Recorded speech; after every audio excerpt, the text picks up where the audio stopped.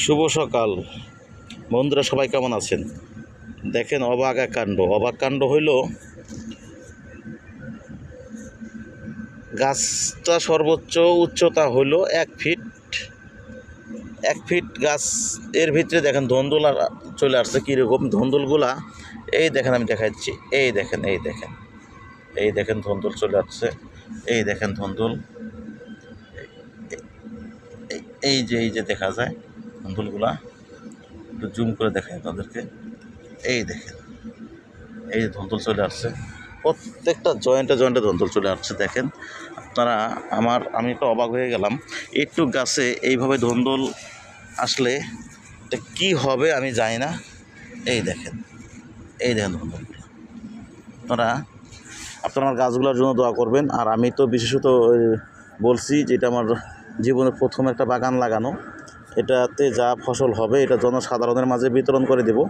এটাতে কোনো বেনিফিট নাই, বিনা বেনিফিটেই দিয়ে দিব। আর পরবর্তীতে যদি কোনো বাগান করার ইচ্ছে থাকে বা আল্লাহ তাআলা দেয়, সেটা অন্য বিষয়। তো এই বাগানেরগুলা বিনামূল্যে দিয়ে দেব।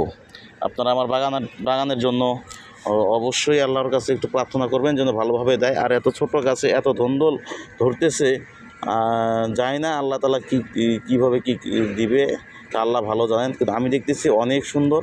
1 ফিট গাছের মধ্যে 5টা 6টা করে ধন্দল চলে আসছে। তো এই গাছটা যদি উচ্চতা 10 ফিট বা 20 ফিট পর্যন্ত হয়, তাহলে কী পরিমাণ ধন্দল হবে সেটা আপনারাই বুঝতে পারতেছেন যে কী পরিমাণ ধন্দল হবে।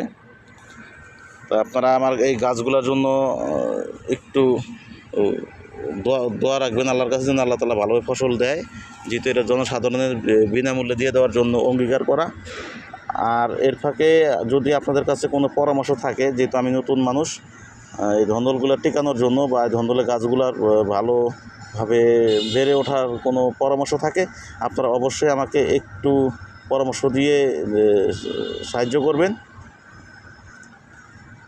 আমি আপনাদের পরামর্শ নেওয়ার চেষ্টা করব, বলতে খুব আন্তরিকভাবেই নিব, খুব গুরুত্ব সহকারে নিব।